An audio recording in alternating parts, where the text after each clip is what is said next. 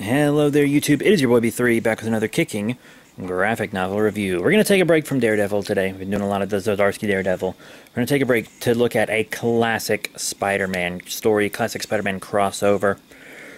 Maximum Carnage. If you have Prime, Amazon Prime, then you probably have Prime Reading, and you can read this for free on Prime Reading. Well, not for free, for no additional cost with your Amazon Prime membership, technically. But yeah, let me read the back of the book for you. Carnage is back in town, and he's going to burn it to the ground. The Spawn of Venom has assembled an army of Spider-Man's criminally insane adversaries to spread his message of hostility, chaos, and wholesale slaughter. Carrion, Demogoblin, Shriek, and the Spider-Man Doppelganger. Outmanned and overpowered, the Wallcrawler must recruit his own band of super beings to combat the rising tide of evil. Black Cat, Cloak and Dagger, Firestar, Captain America, Deathlock, and Venom? Spider-Man's worst enemy becomes his uneasy ally in the battle to halt Carnage's mad rampage. No one ever seems to be able to beat Carnage by themselves, which makes sense. He's insane. But when he finds himself at odds with a number of his allies who want to finish Carnage and his cronies once and for all, Spider-Man must decide whether to violate his personal code of honor to rid the world of pure evil. Can the web-slinger find an alternative before it's too late? Either choice carries dire consequences. Collecting Amazing Spider-Man 378 through 380, Spectacular Spider-Man 201 through 203, Spider-Man 35 through 37, Spider-Man Unlimited number 1 and number 2, and Web of Spider-Man numbers 101 through 103, written by Tom DeFalco, J.M. DeMantis, Terry Cavanaugh, and David Michelin, and illustrated by Mark Bagley, Sal Buscema, Ron Lim, Tom Lyle, and Alex Saviuk, rated T14 from Marvel Comics. Now, I really like this book a lot more than I thought I would. I'm not going to lie. A lot of older comics I tend to avoid these days. The writing style is so dated. Oh my god, just characters explaining aloud every little thing they're doing. And thought bubbles in this are used in a way that they're not really used anymore, you know. It's just terrible, terrible, clunky exposition. And then there are some writing moments that, even if they were in a modern style, wouldn't have been great. Like, Carrion just kind of joins just joins Carnage's crew because they're there, sort of. And Shriek and Carnage end up... Carnage's crew just forms in a way that doesn't feel natural, honestly. Demogoblin doesn't feel like a natural part of the team the entire time, and the way the others join the team often feels strange. Carnage and Shriek become really close, really fast. It's a little rushed, it's a little clunky, but the story itself is really good. Spider-Man has doubts about his moral code. Like, he starts to sometimes think that it might be better to kill Carnage. There's a time when he tells Firestar, like, do it. Kill Carnage. But, you know, eventually he comes back around. And this story came out in a time in the 90s when comic books were getting much darker, much more violent, very edgy, and really not for any reason. And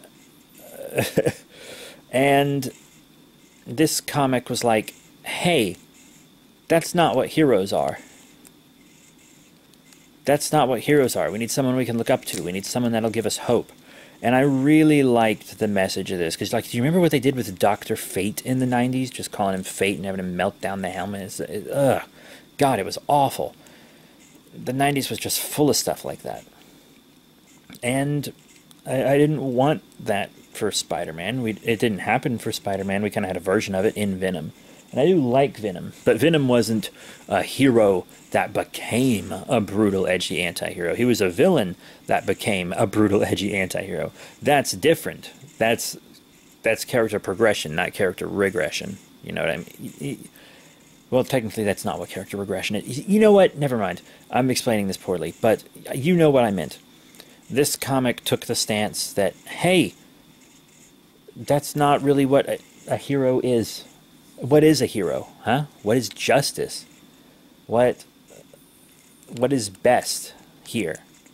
And I do agree with the point that the writers made in this. I think they made it very well. I think it resonated with a ton of readers because this is remembered as a classic to this very day. The art is pretty good. I really like the colors. Sometimes it's a little fucked. Like there's one page where Mary Jane's hair in one panel is just blonde, and then it's red again in the next panel.